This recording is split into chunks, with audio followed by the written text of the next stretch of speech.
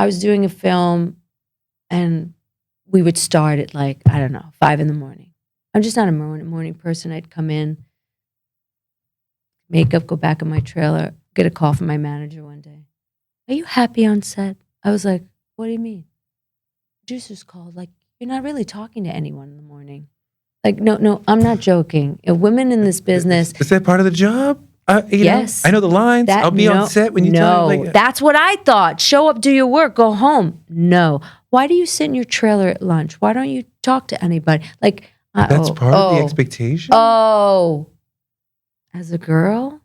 Yes. Yes. Yes. All right, here he is.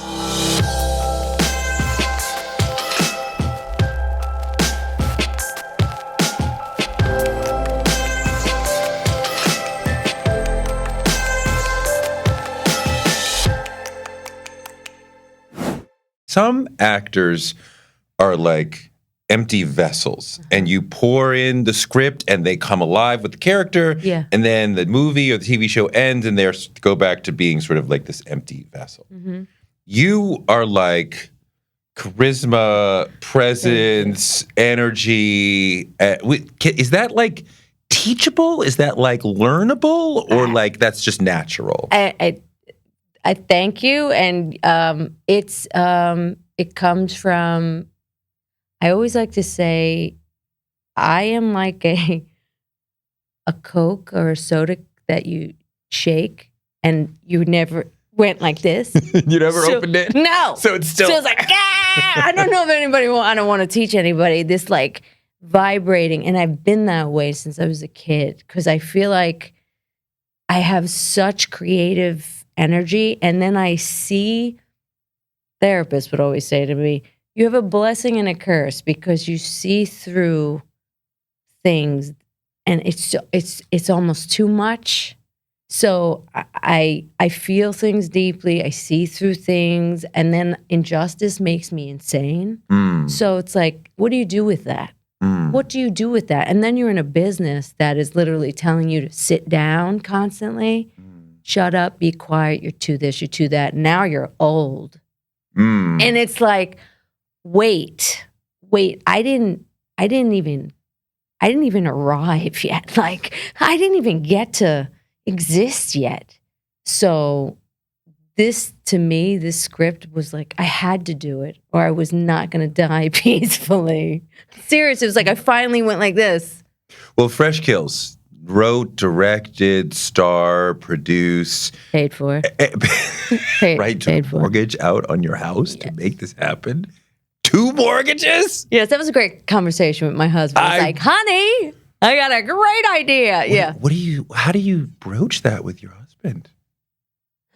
He knew how important this was to me. Of course. Because this has been the dream since 16 to make this film. 16, I had the idea because I was growing up seeing, again, with the seeing nonsense, can I just exist in the world? No, I'm like thinking at 16, I'm like, I wonder why they're so angry, those girls. And I wonder, and I was that why person. I have to understand why. And then when I got out into the world and into the business and realized that some of that anger that I saw on them was something I understood on a deep level. And I was like, well, my family isn't involved in mafia, and I realized it was more about being put in a space that I didn't agree to, and it was that of being female, and the rules that I had to abide by that I didn't agree to, and the box that I was put in, and then I was ethnic when I started. She's ethnic. Then she's the maid. She's the this. She's that way. She can't be the lead. She's the mob wife. She's the mob wife. She's the mistress. And I thought, could be a police, right? Detective, right? We could do that, right? Listen, that was like, that's the beautiful that fits, and a curse, right? Yes, absolutely. But never the lead, never the girl, the front. And I remember hearing, she's not all American enough. I was like, wow. Wait a minute. If an Italian New Yorker back then is not all American enough, what do you have to be the lead? Reese Witherspoon. God bless. Love. God bless. Like, No, that's shame. no disrespect. It's none. the industry that chose her that you're talking about, not her. Exactly. Yeah. I had a manager one time look at me and go, "You just have to be more like Cameron Diaz." And I was just like, I'm so curious how I can possibly do that. I grew up in Brooklyn. I'm Italian, part Albanian. Like, I don't even understand that. And again, no shade at all. I just wasn't. But you're talking. that. But in the film, Yeah. and in your life, you're saying women are being pushed into a certain role, right? Let's call it a prison of femininity. Femininity, have to be sugar and spice and everything nice. You have to, like, I grew up again around rough people that if someone, was going to try and disrespect me, and we know how women can be treated sometimes in this business, sexually or whatever, I would be like, what's up? Like, no, I'd speak out. And it wasn't in a mean way, but you're not supposed to say anything. We don't even have to go that far with it. You're talking about the sort of, let's say, demureness that some women perform. And Absolutely. I mean, the Italian New Yorkers of my generation, I know, will tell you in a second, go fuck yourself. Exactly. And that's not the Cameron Diaz demureness. No, but I'm talking not even on that level, go fuck yourself. It was like, hey, Jennifer, what do you think about the third act? And I was like, oh, I thought if the character did more of that, and then what about that? And they was like, that's not the right answer. The right answer is supposed to be wonderful. It's great. Like, and I didn't understand that they really weren't looking for my opinion. They weren't looking for me to say anything. They were looking for me to show up, and because you're cute, really you have less than. You're really not supposed to be intelligent. Like, actually, and it still sticks, and I don't blame men completely. A woman came over to me the other night at the premiere, and she said, it's not fair. You're beautiful and smart and talented. And it was like, isn't that sad that we're supposed to be this one So thing? she's not really giving you a compliment. Not at all. And she doesn't understand. She's hurting all of us by saying that, but thinking that. Yeah. Because then it makes her think about herself. Well, I'm not that. So therefore there's that like envy.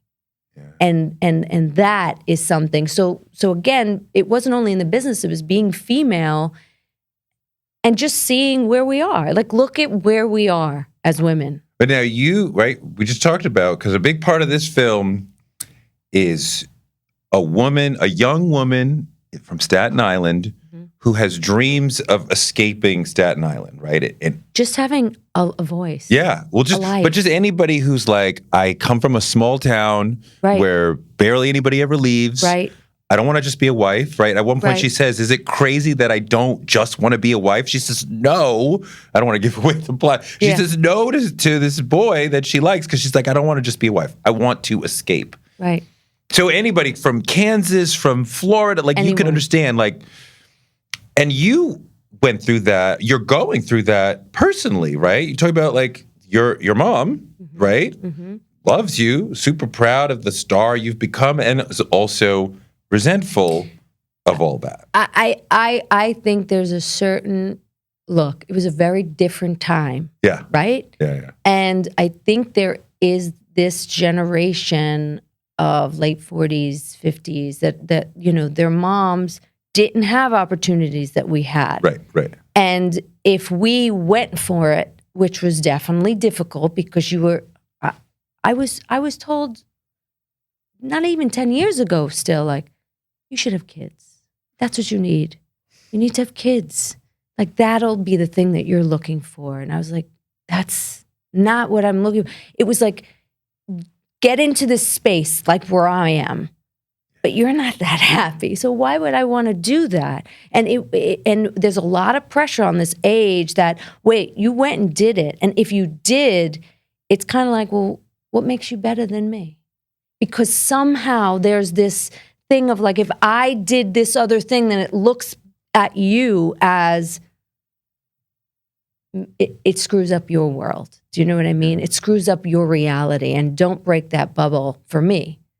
Do you know what I mean? It's a resentful, but yeah, I'm really proud of you kind of thing.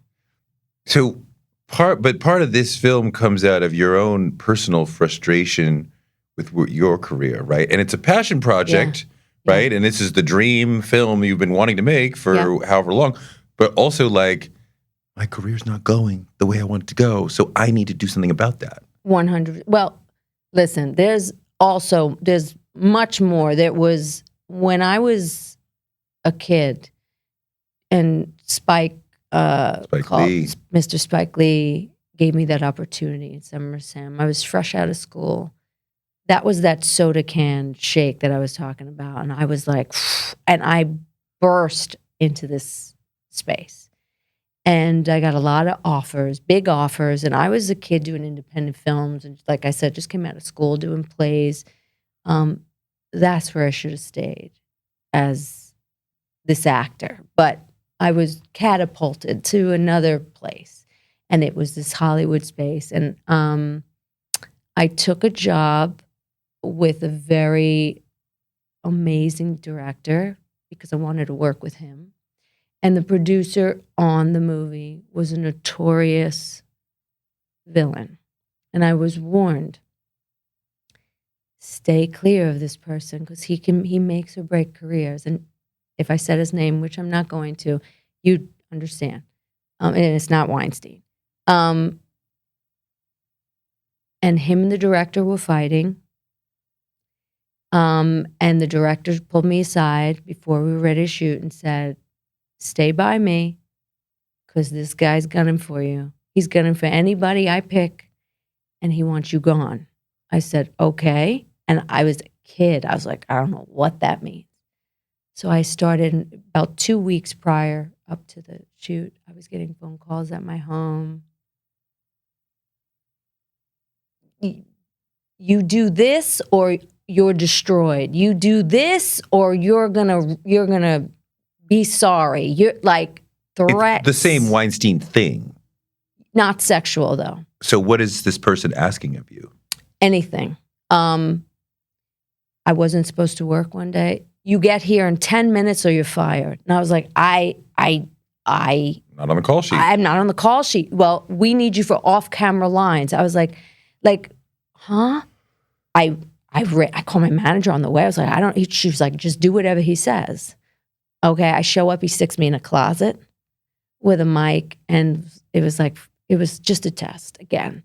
And just anything. Dye your hair, don't dye your hair. I was like, my hair's gonna fall out because we just did that on Summer Sam. I had to dye my hair blonde, took 13 hours, like hair was falling out in clump. Well, if that happens, you're fired. Like everything was like, you're fired, you're fired. It was so upsetting, but all the while he was trying to get this other actress. And when he did, he got rid of me. Okay. Not okay, actually. Yeah, but then I booked one of the biggest jobs that was out at the time. And he went after me and was like, can't hire her. She locked herself in a trailer. She's a drug addict, like never took a drug in my life. And he ended me. It was, yeah. Why did he follow you to a nut? Like, I can see, like, I don't want Jen, I want Jill, whoever. Get rid of Jen, I'll pull in Jill. But okay, fine. You succeeded at that. Now I'm doing another job that does not include you. Why are you chasing me over here? Because he could. Because that is the obsession with power in this business, the abuse of power in this business. And it's funny because through the years, and I've told the story, and people would say, why did he do that to you? It's like asking, like, you were raped because you were wearing that. It was like, it took me years to process the trauma that happened because, like I said, it didn't end there. You know how things like this are wildfire. So when I went to my management, my agents, I was like, what do we do? Like, well, we have to go at, like, this is not okay. They're like, we know, but we have other clients and he's who he is. So bye. So they dumped you. I was done in the water. And I cannot tell you how long it took me to work again. How long? Probably 2 years to get on my feet. And then it was the first job back was my agent had to vouch that I wasn't a drug addict. I'd never taken a drug in my life. I would tell you. I smoked pot twice, and I was so disoriented. I was like, never again. I just don't like that feeling. And had to vouch that I wasn't a drug addict. Like, locked yourself in the trailer, never happened. Like, it was a long time, but I was never able to get in that place. It was like, they love to brand women difficult. We're still doing it. Nasty woman by that asshole. I mean, that's what we do. And I had this thing, this scarlet letter on my head, and it was like, to know, I waited tables to put myself through acting school. I broke my ass to get into where I was. And then this person took it away within words, within a few words, because he was who he was. And that was it. And like the injustice thing, the amount of years and trauma and that getting around this was a long time. So this script and this experience was for the 26-year-old kid, the 28-year-old kid who got screwed. And I was like, oh no, I'm not going down like this. I will not go down like this. So it may have taken me a while to get here, but it was for that kid that deserved much better. So yeah, it was a lot. I wonder. So it's not, Fresh Kills is not about you.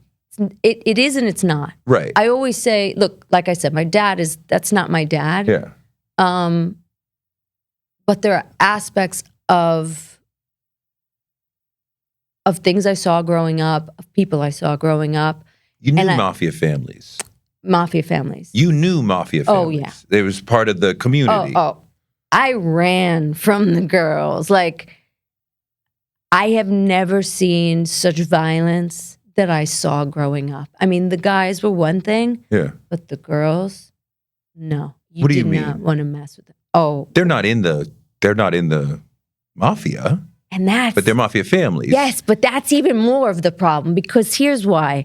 Because the boys are bred to go into business with the dads, and the girls are bred to have children, make sauce, and be quiet. Yeah. And these fucking girls were like, and that's what I'm saying. I felt like, and that was my thing when I was a kid. I was like, why do they fucking hate me so much? Why are there so you're constantly running from girls constantly. I grew up afraid in my house and outside of my house. Constantly. So my point was, in writing this, was like, I developed for myself like that anger that I saw in them with the business, but also being female, and like, why are the rules different for me? And realizing that maybe their rage came from because they had no option. They had no choice. But they also have power. Because if they beat you up, oh well, right? Who's going to come and Mary Jo, who's John Gotti or whoever's daughter? 100%. What are you going to do? Your father, who beat you up? Mary Jo, like, I'm not going to go talk to her father. Call the cops. I'm not going to go talk to her. Like 100%. Actually, one time, someone who wasn't that big, we got into it, and I protected myself for once, and I was, stood up for myself. And the mother came to my house, and then my father went to speak to the family, and they said, you should stop here. Stop here. And it was like, okay. Oh, like I'm talking fights. I saw fights that you I saw should them stop flip. Asking us to not have beat up your daughter. Yes. I saw a kid in his car, in the driver's seat. We used to hang out at this beach, and it was like this gang, that, and they flipped, not the girls and the guys, they flipped the car with the kid in it. Yes, they bounced it until they flipped it. I am not exaggerating. They flipped this kid in his own car. I mean, dozens and dozens. I'm not joking. The stuff I saw growing up was like, And I didn't know anything else. So I thought, oh, this is the way it works. This is the world. So yeah, it was a bit So, I mean, crazy. part of the beauty of your film is that you're talking about the experience of the women, and you really shorthand what the men are doing because you're in conversation with the 1,000 other mafia films that we've all seen. That's so right. We know what the guys are doing. That's when you right. say the dad killed 8 people, Yeah. We get it. We Right. don't. And you're like, as a filmmaker, you're like, we're not showing that. Exactly. They know that. I want to see his daughter crying about it or something. But there was more behind that. Like in the beginning, producers kept saying to me, I think we need to see Joe kill somebody. We need to see it. We need to understand it. Dramatic. Dramatic. We got to get it. And I was like, there's no way, because it wasn't only like we get that. I'm looking at this from Rose's point of view, the daughter. That's dad. Dad. They loved their dad. It's dad. They didn't want to or didn't see him. Like, I spoke to an ex-mobster, if you could say that, an ex-mobster about this because he had daughters and son. But the daughters, he was like, if I knew that my daughters knew what I did, I'd kill myself. There was such shame. I said, do you honestly think she doesn't know? He was like, I have to believe she doesn't. And I was like, that's so deep. Like, that is so deep. Well, wait. So you knew these women, the wives, the daughters. I knew the daughters. Okay. What do they think their dads do? And you know from the daughters, the wives, what do the wives think the dad is doing, the husband is doing? I can't speak for all of them, but from what I understood, it was like, it just wasn't talked about. It wasn't asked. And if they knew, no one spoke about it. If family members disappeared, no one spoke about it. So they just pretended that yes, and that's there wasn't an elephant in the corner. There's no elephant here. There's no elephant here. This is just life. This is just the way it works. Dad goes to work in a tracksuit. Yes. And he comes back with a bag full of money. Yes. But nobody. Nope. I mean, like, my kids are constantly like, so what do you do? Yeah. What's going on with that project? Right. My son said to me once, our family is very special. And I'm like, we are. Because most families don't have somebody with a successful podcaster. And I'm like, what? You made it. What? You made that it. That is not, right? But, you know, they derive part of their identity from what I do. Well, you just hit it on the head. But, because kids know, listen, you and I both know you can be in a house and not talk about anything, but you know something's up. Yeah. And that's that whole scene in the car of not seeing, but hearing things and feeling afraid. And that was the note to my actresses. Constantly afraid. You may not know exactly why, but you're constantly afraid. You're constantly living in this moment of like when they walk in and the house is a mess. First question, like, who's dead? Someone dead? Like, first question. So it's that constant fear. And going back to what you asked before, I, again, not being the mafia, but taking things from my own family of like not discussing certain things and, you know, just expecting like you were going to just follow the cycle of you're going to get married and have kids. My father said to me one time, and again, this is a different generation, so there's no harbor of any ill will. He said to me one time, and I was like, no, I'm going to be an actress. He's like, how old did that dream start to be an actor? When I was put in front of the TV constantly, and I would watch Grease, and then I would watch West Side Story. And it was like, what's this? I got to do this. But it was also escape. Sure. I knew I wanted to escape since I was this big. I don't know why. I don't know why. I was just like, I'm not supposed to be here. I'm supposed to be out there. But going back, so Rose to me was me. But who I had to become a little bit in Staten Island was more Connie. Well, hold on. You have two daughters you focus on. Yeah. And you talk about them being afraid all the time. Yeah. One of them seems straight. The younger one, Connie. She's older. Excuse me, Rose, is calm, a viewer, and like seems to be questioning, like, why am I here? Why are we doing this? Can I go somewhere else? Right. The older one, Yep. Odessa, Odessa, Azion. she's violent. Yep. She's beating people up. Animal. She's delivering, yes, and she's feral. She's delivering the punishment. That's right. And That's right. it's and I don't want to give it away, but it is her idea that launches the final moment. Yes. Yep. I came at it. She is, I mean, there's so many things in there that you see about. She is so in love with her father, Yeah. but hates him so much Yeah. because he doesn't see her. Because if she was a boy, She's right there. so anything she can do to become that male, see me, she's trying to do. But he And she- doesn't. No, she's a girl. But so going back, so again, that different generation, my father said to me when I said, I want to be an actor, he was like, okay. But as a female, make sure to get your stenography and typing skills if you're not married. He said it to you? Of course. It's a cultural thing. Italian, American dad is like, Learn to be a stenographer.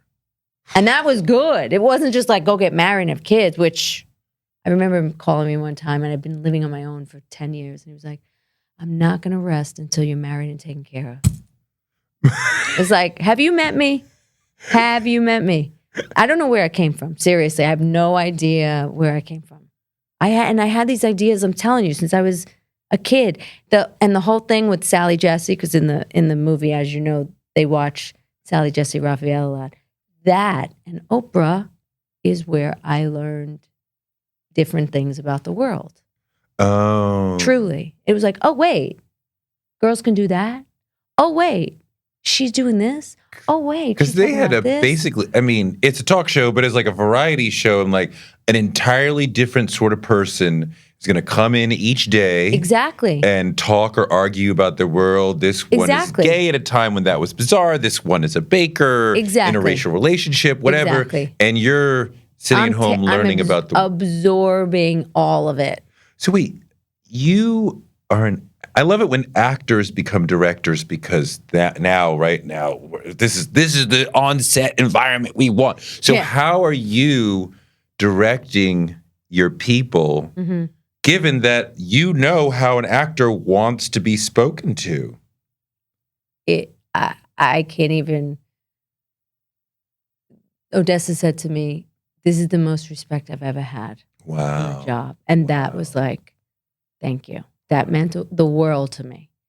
And all of them have such insane performances, as you saw, Yeah. because they felt safe to bring their thoughts, try something, but yet stay very tight in what I wrote. I worked with Emily, who plays Rose, for 2 months prior. And we really got into, and that you never have that anymore. There's no rehearsal. It's like show up. It's like, okay, go. So I really wanted them to understand, and I wanted to understand how she knew Rose. Because I saw her do it. Of course, I hired her. But I needed to understand where that lived in her. Like, what is this in you that understands this?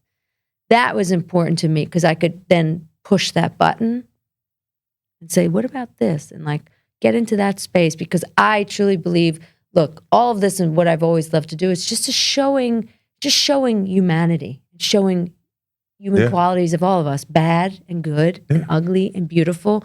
So I needed to understand who she was. So I did that with her. I did that with the kids. Odessa was like trying to catch fire. It was like, can we talk before you show up on set? It's like, oh, I'm here, I'm there. Like, she was just that person. So I thought, you know what? Go with it, because she is that animal energy that I need, that I want. So I'm not going to cap her. I'm not going to do that. So when she flies in here, I'll just pivot her. And that's exactly what we did. And they knew that I got them because I've been an actor, and they felt safe. So each actor requires a different touch of who they are. Like Nick, who plays Ali, Nick Cirillo. He the young mobster. Yeah. He had that natural, what do you think? Like that kind of like so good, and little things he'd throw in I kept. But that there's a very pivotal scene, very big scene at the end where he got so in his head. He got so in his head. And I kept taking him aside. I said, go run around the block. I need you to jump up and down, dance, sing, scream, do whatever you got to do to get out of your head. Because I see you thinking, stop, like, but thinking not as Nick, thinking as Nick, as like, I'm awful, judging himself totally while he was doing it. Character. Exactly. I said, and in the moment, like, what are you doing, dude? What are you doing? And it was that kind of thing that I'd be able to understand because I get it because I've been yourself. That was interesting because I thought it wouldn't be as difficult. But I have to say, Jen's a difficult actor. She's so difficult. I can attest to it. She's so difficult. She's in her trailer. She's in her. She was drunk. No, but looking over the whole experience, being out here and looking and then being in it was strange. That was strange. Yeah.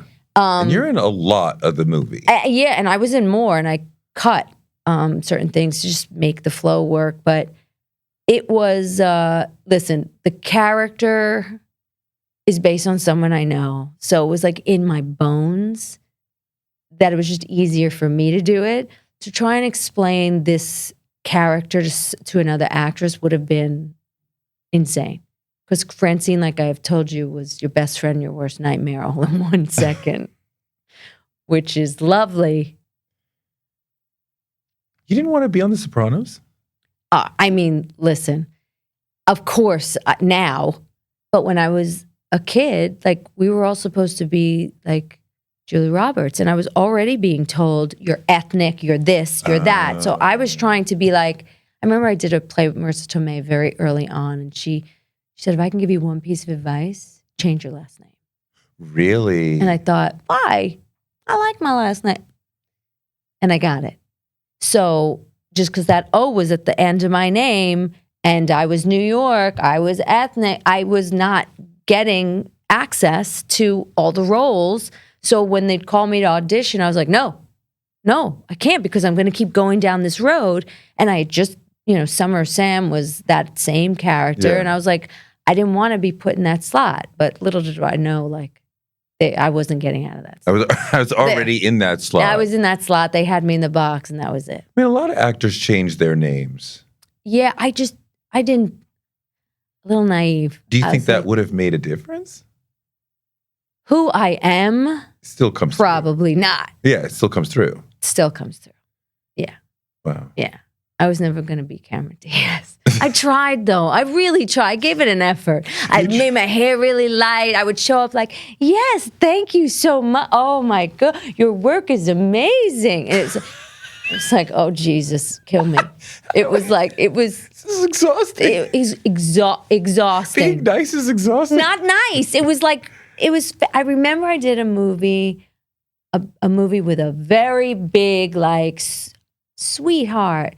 And I saw what she did on set, and I was like, I'm in trouble because I can't do that. It was like, hi to the producers, and like, oh, like I'm so cute, like that kind of thing. And I felt so bad for her because she was a teen actor and came, and she was, I just felt so bad for her. She was just so thrown around, and the way they were sexualizing her, and it just felt so bad for her. And I was like, and then they come talk to me. How you doing? I was like, I'm all right. Okay, I'm all right. What do you want? Even like the tone of the voice is like, I'm not like a nice, sweet little kid. But like, this is different. This is scary. But even things like, I was doing a film and we would start at like, I don't know, 5 a.m. I'm just not a morning person. I'd come in, makeup, go back in my trailer, get a call from my manager one day. Are you happy on set? I was like, what do you mean? Producers called. Like, you're not really talking to anyone in the morning. Like, no, I'm not joking. Women in this business. Is that part of the job? Yes. I know the lines. I'll be on set when you tell me. That's what I thought. Show up, do your work, go home. No. Why do you sit in your trailer at lunch? Why don't you talk to anybody? Like, that's part of the expectation? Oh. As a girl? Yes. There's a whole other thing that you have to be. Otherwise, it's like, oh, you have an attitude? Or you're not happy here? It was like, it's 5 a.m. It's just 5 a.m. That's all. It's not that deep. Yeah. And, I guess I don't have resting bitch face. I don't think I do. You do not. I don't think so. But it was like, why is she smiling? And then I was like, hi, everyone. Why isn't she smile? This is my point. As girls, we're told, smile, hug your uncle. Like I don't want to. I don't want to. And that's what the movie, in essence, is about. That's a big difference for us when we were little as Gen Xers.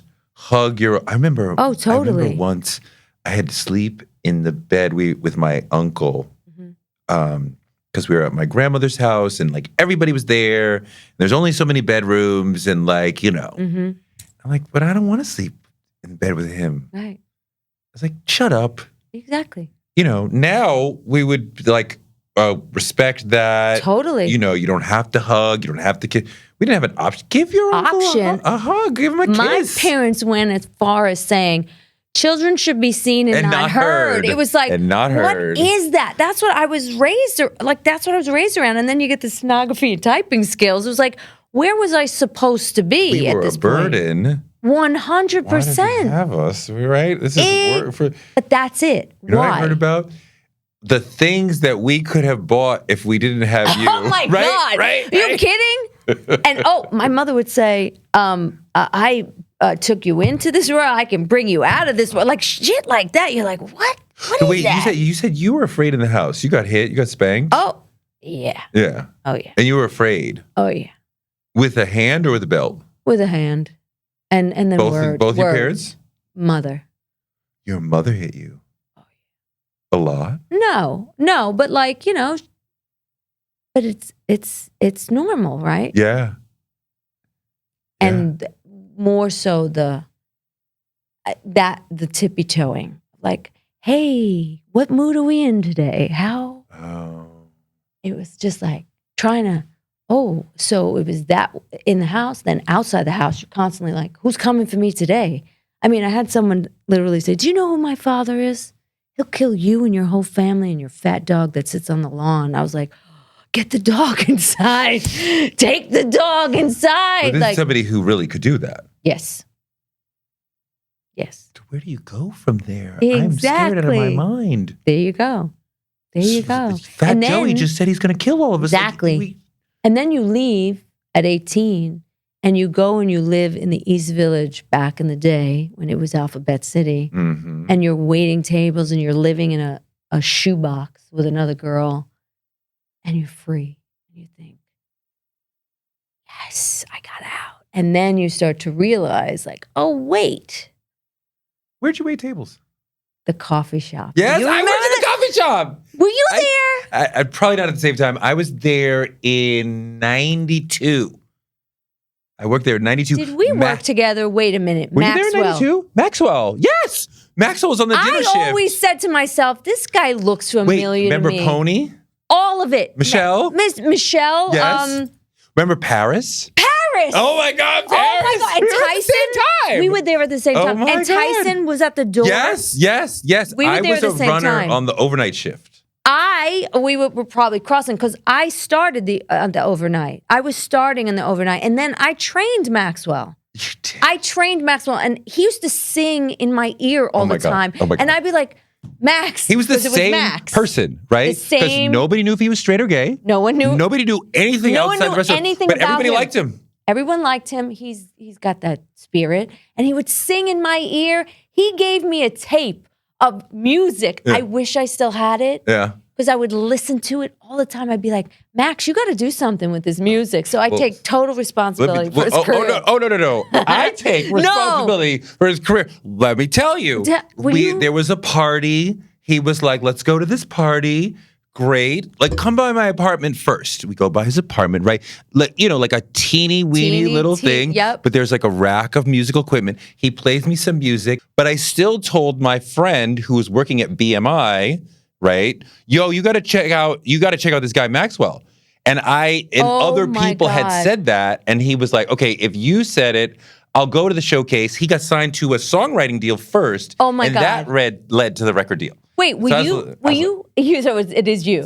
Well, I give him some confidence. I'm definitely going to take that. Because he used to hang out with, do you remember Shakai? Because I lived with Shakai. Yes, with the braids. I loved her. I lived with Shakai. Massive crush on her. Yeah, she was gorgeous. Adorable. And do you remember Vanessa, I think it was? Mulatto girl, stunning. No. That group was just amazing. I loved that. Because we would all go out after. Yes. Like, we had the best time. But so he would always be in my apartment because he was hanging with Shakai. And he'd sing. And oh my God, to this day when we see each other, we jump around like idiots. Oh my God. It was like, because I was like, I'm going to be an actor. And he was like, I'm going to be a singer. Yeah. Yeah. No, everybody in there had a dream. Everyone in there had a dream. Yes. Tay Diggs was there. Yes. Andre. A model. Andre Royale. I didn't know Andre. Oh, he was there. Tyson was at the door. I mean, it was crazy. No, it was this amazing. Yeah. It was supposed to be a restaurant, but it was kind of a nightclub vibe, and it was 24 hours. 24 hours. So if you were going out, you went there before or after. That's right. The food was whatever. The food was whatever, but the banana cream pie. Do you remember the banana cream? I would be like, okay, this is reason enough to work here. It was just. It was so sick. But at that time, we called what we now say transsexual. We said cross-dressers. Yeah.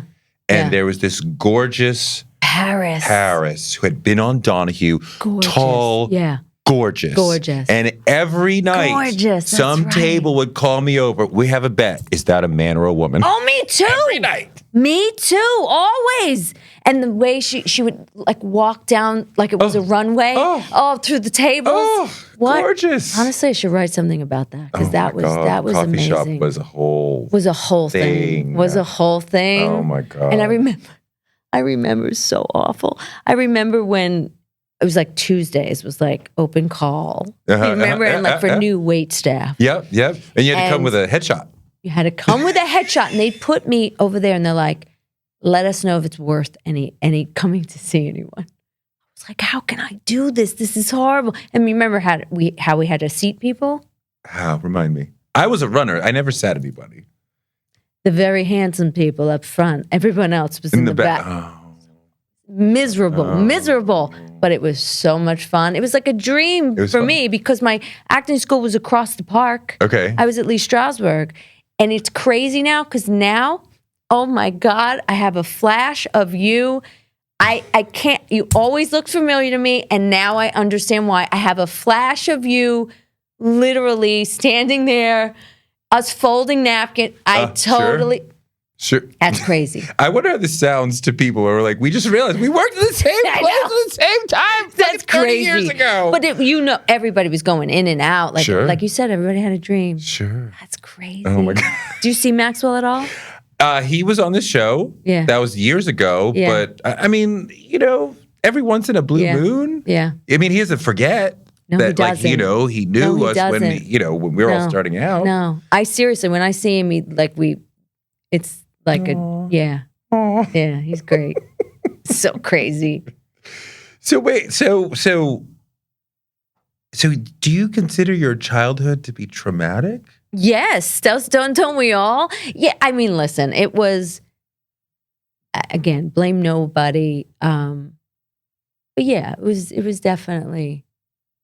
I was afraid all the time, and really afraid. Yeah. I mean, I had panic attacks when I started at 12, 13. I used to have panic attacks. And one of the pieces in the film is taken from real life. We drove up to, they would drop me off at like not a school dance, but it was like at someone's sweet 16. Okay. Or someone, and I was still young. I was probably 15 or 14, but they were dropping me off at it was a club, but it was like some kind of birthday or party. And I knew that these girls were going to be there. And I had such a panic attack. And my mother was like, you don't let anybody stop you. Here, take a piece of my tranquilizer. She was doing her best. And it was like, then it was like, this makes sense.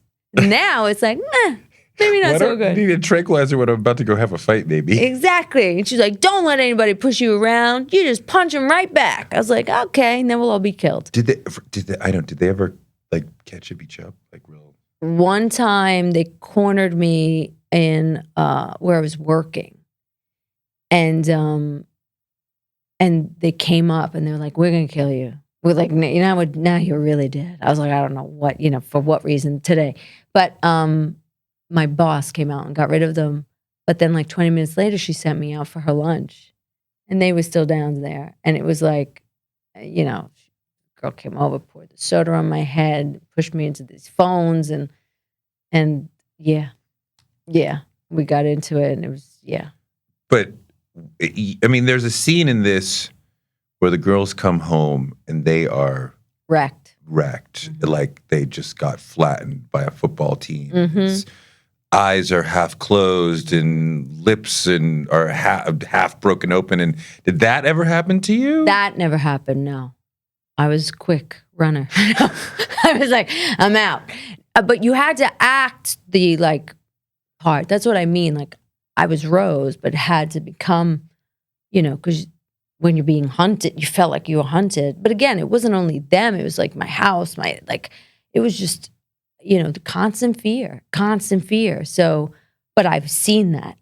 I've seen those fights where the girl's face is just like busted open. Yeah. So you teach acting. Yeah. So tell us, if there's actors listening, not beginning actors, but people who are in the middle of their journey, but still have a lot to learn. Mm-hmm. What do you want people to know and think and develop in the craft? What do you want to teach somebody who's good but could be great? To really not listen to anything around them, because I think we all have the ability to be great, but we're told so many different things in the world, but we're also told so many different things in the business about who we are, what we are, and to really be okay to be ugly and different and wrong and embrace whatever that is. Because I ran from who authentically I was for so long because I was told I had to show up. I'm all American. Really, I am. The way you tell me all Americans should look. So I lighten my hair, I show up, try to speak really properly. And I was negating what authentically was me, which was my strength. And I lessened that strength because it was intimidating and it didn't fit the mold. So by getting back into it and going, this is fucking me. I don't know if you like it or not, but this is what I'm bringing to the table. No one can top that. If you're being authentically who you are and bring in you and then speak through the character, whatever it is, with something that is authentically you, how can someone coming in after you do that? They can't because they're not you. Well, wait, help me understand what you're saying, because the way I see it as an audience member who's never acted, there seems to be two kinds of actors. There's chameleons who are completely different every time and they can just become whoever. And then there's people who kind of play themselves over and over, but it's compelling. Right. And I would watch Sean Penn do Sean Penn 100%. Or Denzel do Denzel over and over. Right. But it's not a big change from role to role most of the time. Right. But what are you saying within that? What I'm saying is it's not about not having to change your outward. Like, because if someone saw this and then someone saw me do, like, say, what I was doing recently was Aquafina, Nora from Queens. It's like this big stupid comedy of like, I play this like there's always something in the character that you connect with or you wouldn't be doing it. You have to find what it is about that character that hits within you? What is it in you that connects with that character, and bring that in authentically?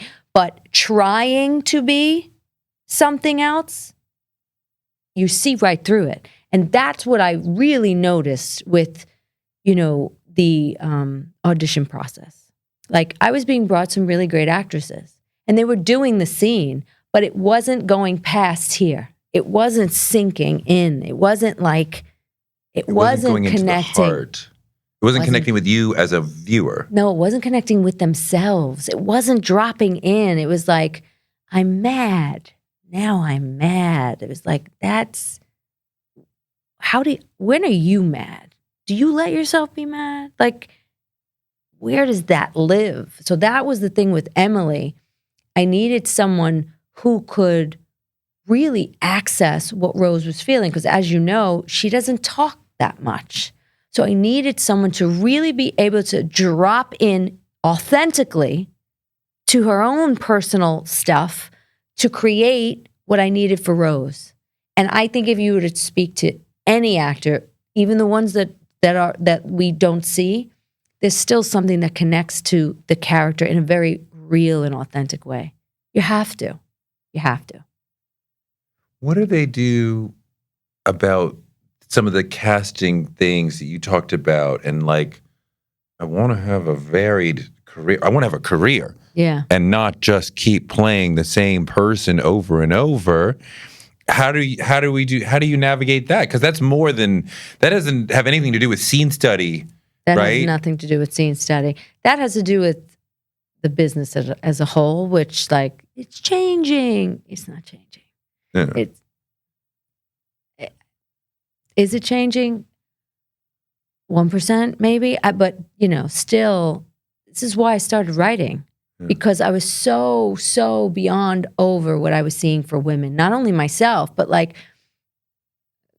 the stereotype of this woman and then that woman and then,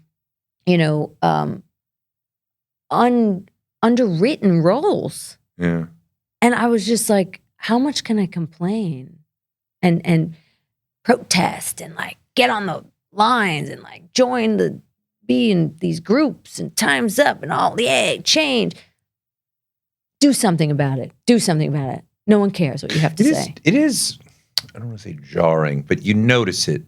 Most of the time when you see women on screen, they're one-dimensional. That's not about the actors. That's about what the male writers and directors are giving them, and the role. They are generally there to support the males. That's why we have the Bechdel test, 100%. Right? Because most of the time, the women are talking about men, supporting men. They're to either be their wife, their girlfriend, their mother, the one who got away, whatever. Mm-hmm.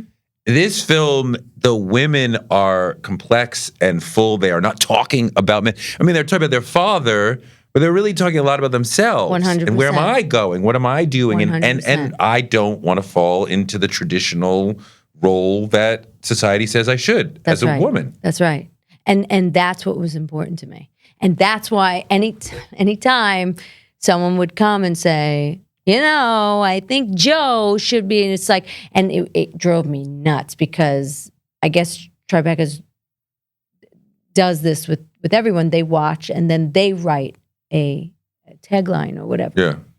And I was like, why would they do that? Because since I created the film, it was something like, when Joe goes to prison, when the patriarch of the family goes to prison, these women have to survive and know what to do. And I was like, you just literally took the knees by my film. It's not about him. It was not about him. And you made them victims again. Yeah. They're not victims. Yeah. They are not victims. I was in the making of it. Like, that's a whole other podcast we can do. In the making of it, I was offered $5 million. For what? To make the movie, but Joe had to be a big male lead, like a big name. I thought about Dominic from day one, but literally, if I can get like Ethan Hawke, and then he would have got. Is he Italian? No, didn't matter. But that's how they sell the movie, because a women's film doesn't bring box office. They say. I was told this. And it was like, then that actor would have gotten all the money and my girls would have been paid scale and they're pulling the weight of the film. And I was like, how do I do this? How do I do this? And you're reading the film, it's about the women. Right. And you're still, and it wasn't like for Ethan, you get $5 million and for your girls, you get 2. For Ethan, you get 5. For the girls, you get 0. And I was like, I'm blown away. I'm blown away. Really? Yeah. And I mean, that sort of compromise, you're dying to make this film. And there are other people, no shade to them, who said, you know what? In order to make this film, I got to make this compromise. So I'll give you some. Right. And then I'll take whatever I can. Right. And they did what they felt they had to do. Right. Listen, Ethan's a brilliant actor. No, it's not about Ethan. It's not. Yeah. But what I'm saying is, like, if he came along, hey, I want to do this, of course you'd like, oh, let's think about this. But is he right?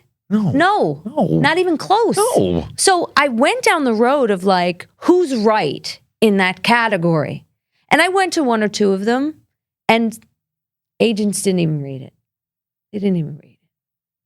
Because it's a first-time director, because it's a female director. First-time female director. Let's count all on. Let's make a list. First-time female director, and it's me, who they thought that they knew and had pegged.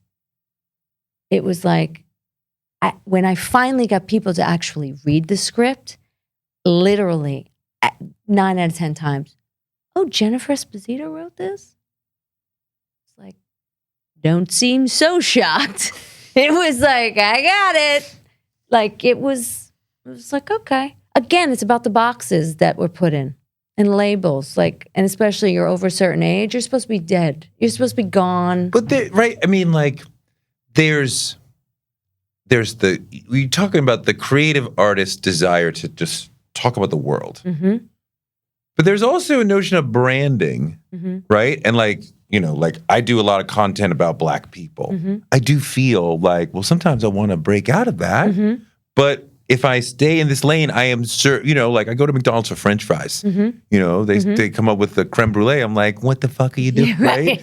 And you know, I mean, like, you know, from you or whoever, it's like, this is, you know, I get the lane, right? But you're like, I don't want to live in the lane. But there's also a branding thing that does work. Who was the sister who was Artie's wife who was at the screening? Catherine Narducci. Yes. Catherine Narducci, who's a great actor. Great actress. And she's done a lot in this Italian-American canon that we've seen over the last 40, 50 years. That's right. Right? So when I see her, I'm like, I get the vibe. Yep. I'm in New Jersey or wherever. Right.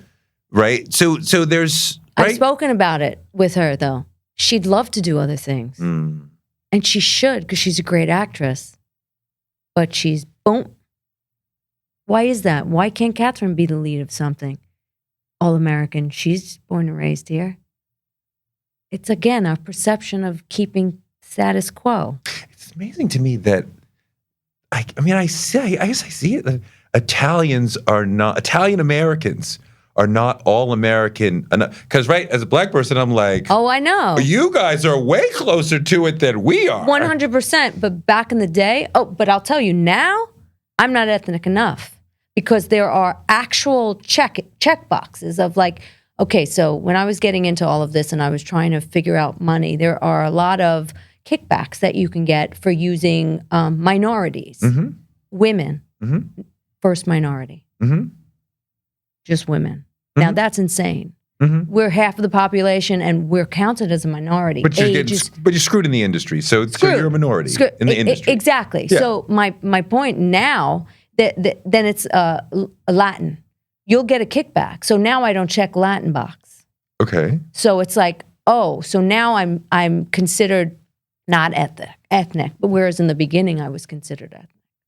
So like Catherine and I would talk about it, like we're not going up for the lead role again because it's still Reese Witherspoon. Mm. And we're not being cast as the other because we're not checking the box. So it's literally become so beyond ridiculous, that it was ridiculous back then. It's still ridiculous. It's like, why don't you just see who actually works for the role?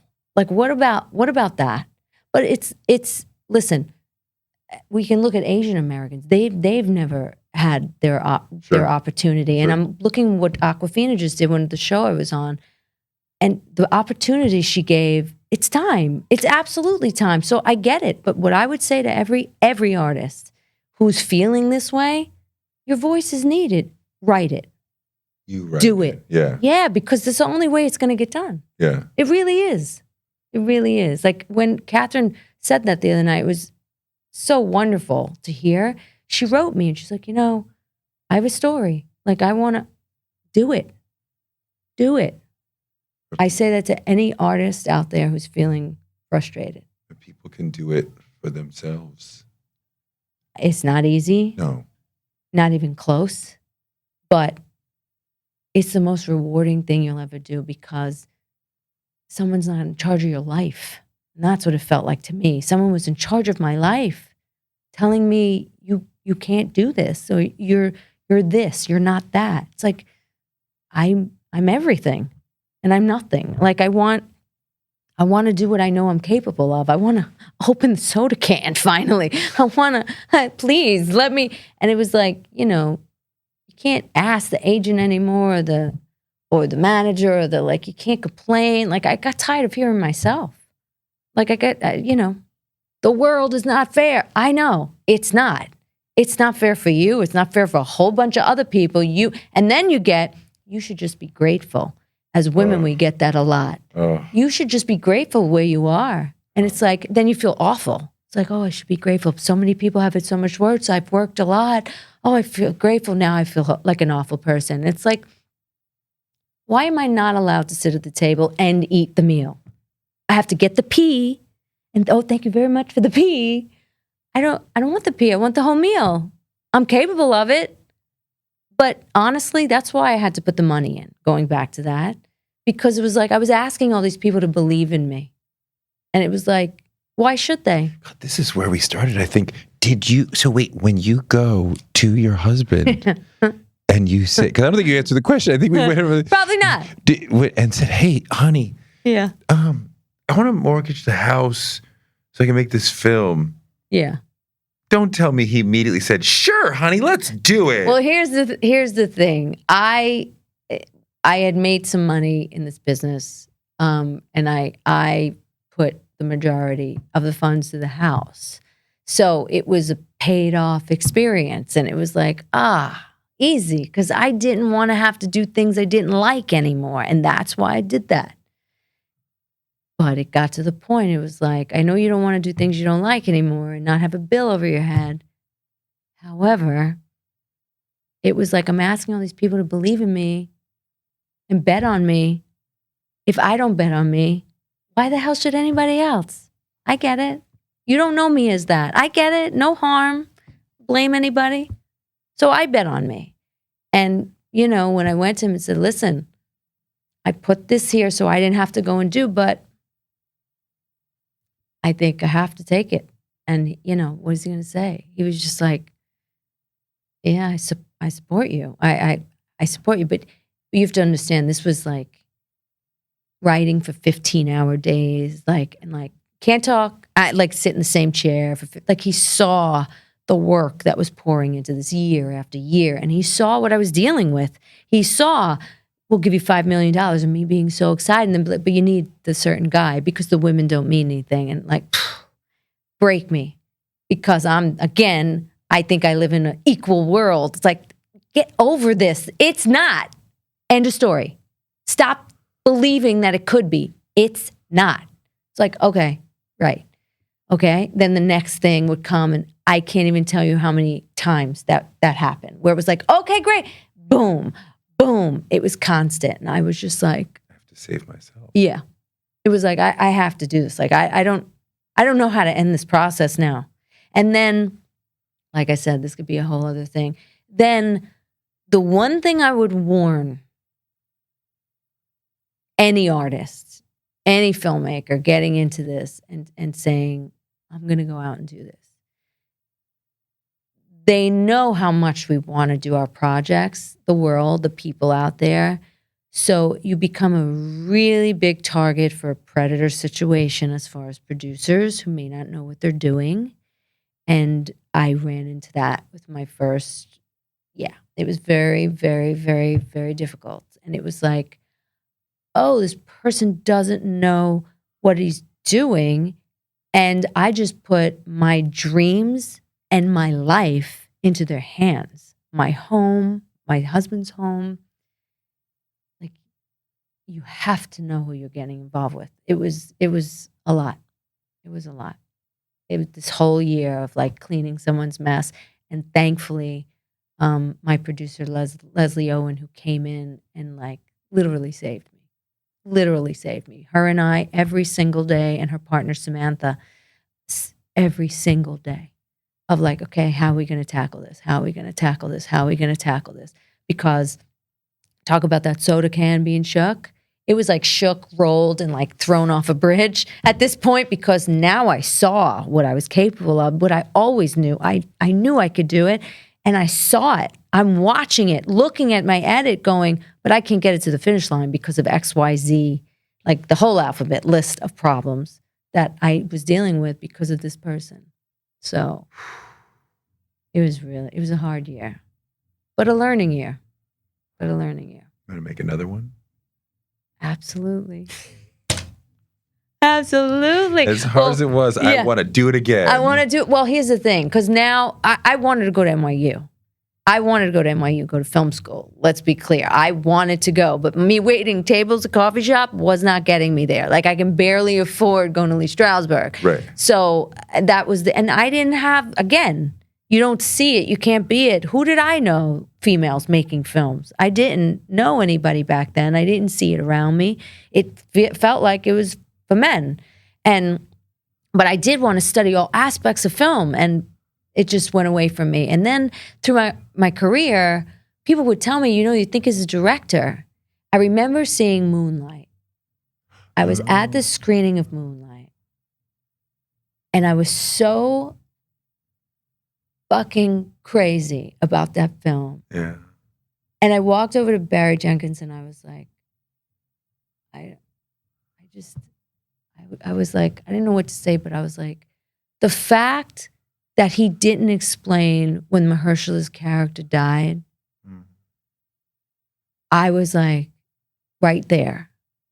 This placating to audiences that I've had to do as an actor, like, you're dying, but wait, no. And like this nonsense, like it's a studio note because we got to dumb it down. It's like, no. And he just left it because that's what that culture had there when they'd gone the next, moving on. And I was like, and I talked to him about it. He's like, are you a director? And I swear, he don't know what he did for me that day. Just asking the question validated you. Yes. Because he said, you think like a director. You sound like a director. He was like, you directing? Because why would you pick up? And then how he didn't press you to feel anything. And again, that's another thing that I studied that movie from front cover to back. Like, if you take his script, and you see how I have 3 different time periods. Yeah. If you take his script and you take mine, exactly like the inciting incident, and I would pick out like, okay, that's where that is. That's where mine is. Same page. Like literally, because I was so blown away by that movie. And I researched what camera he used. I researched his shots. I researched every single thing because I just thought it was one of the most exquisite pieces of film I've seen in a long time. And those few words, like, you never know what you do for someone. And him, by just seeing that I knew what I was talking about from him, I was like, maybe I do. Maybe I can do this. And the other person was an female exec at a very big streaming network. And I had gone to her with the pitch, with my script, And she sat with me and she said, this is the best pitch I've had in years. And I love this project, but I cannot give you the money because you're a first-time female writer-director and we're still there. But I said, but I have a male director that wants to do it. And she said to me, she looked at me and she said, absolutely not. She said, Jennifer, it's going to be tricky and it's going to be difficult, but you are directing this. You do not get a male to do this. You are directing this. I believe in you. You can do this. You go make it. And when you're done, you call me. And if you need, when you get any investor, tell them to call me and I'll tell them how much I believe in you. And she did it. And from that moment on, I was like, this is mine. I'm directing it. Because I had 2 male directors, 2 males who wanted to direct the film. And I would have had a much easier road. Again, the compromises that the world, the industry asked you to make.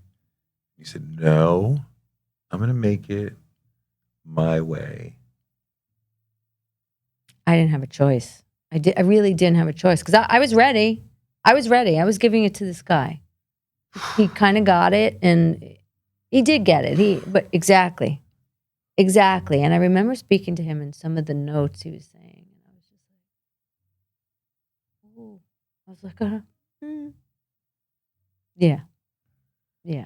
So I always say, you never know what you're leaving with someone. It could be one word that changes something in someone's brain. Barry Jenkins says, no, probably doesn't even remember speaking to me. Maybe not even know me. Sure. But it was powerful for me. And he was in a room full of like people coming, and he stopped and it hit him. He was like, that's interesting that you picked that up. And it wasn't only that moment. It was something else I was talking about what he was doing with the camera. And so I was really, really specific to not push emotion on you in this film.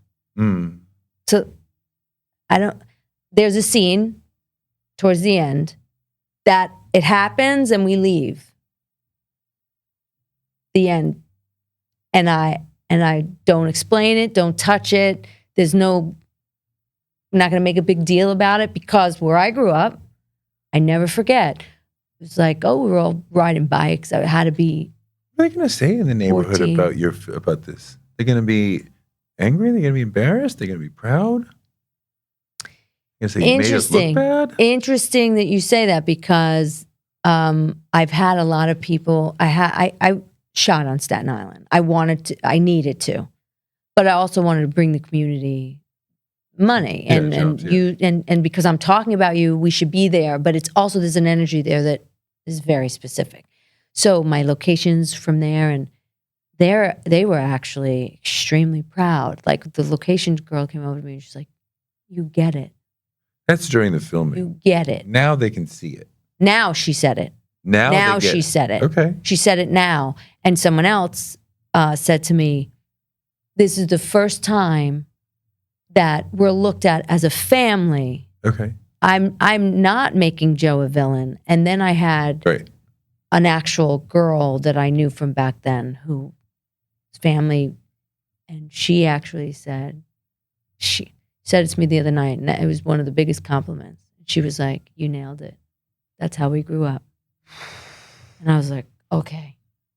Yeah, it was deep. It was like, wow.